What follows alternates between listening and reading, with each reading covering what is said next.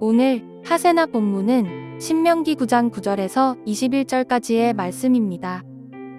그때에 나는 돌판 곧 주님께서 당신들과 세우신 언약을 쓴 돌판을 받으려고 산에 올라가 그 산에서 밤낮 40일을 살면서 밥도 먹지 않고 물도 마시지 않았습니다. 그때에 주 하나님이 돌판 둘을 나에게 주셨는데 그 돌판의 글은 하나님이 손수 쓰신 것입니다. 그 두 돌판에는 당신들 총회 날에 주님께서 그 산꼭대기의 불길 속에서 당신들에게 하신 모든 말씀이 그대로 기록되어 있습니다. 밤낮 40일이 지난 다음에 주님께서는 나에게 두 돌판 곧 언약의 돌판을 주셨습니다. 그리고 주님께서는 나에게 이르시기를 일어나서 여기에서 빨리 내려가거라. 이집트에서 이끌어낸 너의 백성이 타락하여 내가 명한 길에서 이미 떠났으며 자기들이 섬길 우상을 만들었다 하셨습니다. 주님께서 또 나에게 말씀하시기를 이 백성을 보니 정말 고집이 센 백성이구나. 나를 말리지 말아라. 내가 그들을 멸하여 하늘 아래에서 그들의 이름을 없애버리겠다. 그 대신에 내가 그들보다 강한 많은 민족을 너에게서 나오게 하겠다 하셨습니다. 내가 발길을 돌려서 산에서 내려오는데 산에는 불이 타고 있었고 나는 두 손으로 두 언약 돌판을 들고 있었습니다. 그때 내가 보니 당신들이 주 당신들의 하나님께 죄를 짓고 당신들이 섬길 송아지 우상을 만들어서 주님께서 당신들에게 명한 길에서 이미 떠나 있었습니다. 그래서 내가 당신들이 보는 앞에서 두 돌판을 두 손으로 번쩍 들어 내던져 깨뜨려 버렸습니다. 그리고 내가 전과 같이 밤낮 40일을 밥도 먹지 않고 물도 마시지 않고 주님 앞에 엎드려 있어야만 한 것은 당신들이 주님 보시기에 나쁜 일을 저질러서 그를 노엽게 하는 온갖 죄를 지었기 때문입니다. 주님께서 당신들을 두고 크게 분노하셔서 당신들을 죽이려고 하셨으므로 나는 두려웠습니다. 그러나 주님께서는 다시 한번 나의 애원을 들어주셨습니다.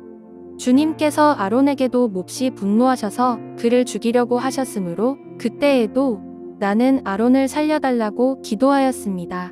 당신들이 지은 죄 곧 당신들이 만든 그 금송아지를 불에 넣어 녹여서 산산이 부수고 먼지 같은 가루로 만들어서 산에서 흘러내려오는 개울물에 띄워 보냈습니다. 모세는 계속해서 이스라엘 백성들의 반역에 대해서 이야기합니다. 이스라엘 백성들은 광야 생활 내내 목이 뻣뻣하게 하나님께 대항하며 하나님을 분노케 했습니다. 오늘 말씀은 모세가 시내산에 도착하자마자 하나님의 부름을 받고 시내산 정상에 올라간 것으로 시작하고 있습니다. 모세는 40일 밤낮을 음식은 물론 물마저 먹지 않는 금식을 하며 보냈는데 거기서 십계명 돌판을 받았습니다. 모세가 금식하며 시내산 정상에 머무른 지 40일이 되었을 때 하나님께서는 모세에게 빨리 내려가라고 말씀하십니다. 그 이유는 산 아래에서 이스라엘 백성들이 타락하여 우상 숭배를 하고 있었기 때문입니다. 하나님께서는 12절 말씀에서 이스라엘 백성을 내 백성이 아닌 너의 백성, 곧 애굽에서 이끌어낸 너의 백성이라고 부르시는 것을 볼 수 있습니다. 하나님은 지금 이스라엘 백성들이 더 이상 내 백성이 아니라고 말씀하시면서 그들의 대표자인 모세에게 하나님의 분노를 그대로 보여주신 것입니다. 이스라엘 백성들은 아론을 충동하여 금송아지 우상을 만들어 숭배했습니다. 그리고 그 금송아지를 향하여 자신들을 애굽에서 구원해 주신 여호와라고 불렀습니다. 하나님께서는 이스라엘 백성들을 향하여 그들은 타락했다고, 개역개정에서는 스스로 부패하여 하나님의 도를 떠난 것이고 자기를 위하여 우상을 부어 만든 것이라고 말씀하십니다. 시내산에서 두 돌판을 가지고 내려온 모세는 자신 앞에 펼쳐진 이스라엘의 우상 숭배의 모습을 바라보면서 어떤 심정이었을까요? 하나님께서 분노하신 그 이유를 직접 목격하면서 모세는 이스라엘 백성들을 보며 목이 곧은 백성, 정말 고집이 센 백성이라는 하나님의 말씀이 너무도 이해가 되었을 것입니다. 14절 말씀은 하나님이 지금 어떤 마음이신지를 잘 나타내고 있는데 하나님은 이스라엘 백성들을 모두 죽이고 모세의 후손만을 가지고 다시 시작하겠다고 말씀하셨습니다. 자신의 눈으로 우상숭배의 현장을 목격한 모세는 백성들이 보는 앞에서 하나님의 계명이 새겨진 돌판 2개를 던져 깨뜨려 버렸습니다. 하나님께서 모세의 후손만을 가지고 다시 시작하겠다고 하신 것과 모세가 2 돌판을 깨뜨렸다는 것은 모두 이스라엘과 하나님과 맺은 언약이 깨졌다는 것을 뜻합니다. 다시 말해 금송아지 사건으로 인해 이스라엘과 하나님과의 관계가 이제 끝이 나게 되었다는 것입니다. 이제 모세는 다시 40일 금식 기도를 시작했습니다. 처음에는 율법을 받기 위해서 기도했는데 이번에는 이스라엘 백성들의 죄로 인해 관계를 끝내고 심판하시려 하는 하나님께 드린 기도였습니다.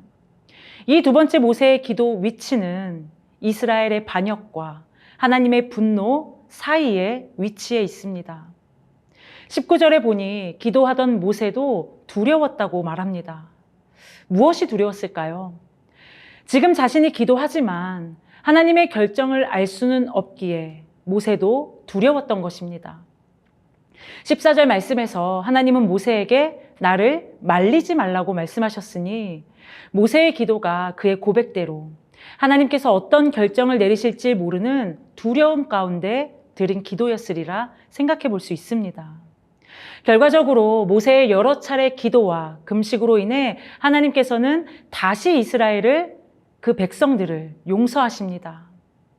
모세의 기도로 하나님께서 뜻을 돌이키신 것입니다. 또한 모세는 아론의 용서를 구했습니다. 모세의 기도가 다시 한번 이스라엘을 살렸습니다. 또한 아론도 계속해서 대제사장으로 있게 하셨습니다. 오늘 말씀에서 이스라엘의 진멸을 막은 모세의 기도를 보면서 우리는 예수 그리스도께서 우리에게 행하신 일을 보게 됩니다. 하나님의 진노와 범죄한 이스라엘 백성들 사이에 있던 모세와 같이 예수님은 우리와 하나님 사이에 중보자가 되어주셨습니다.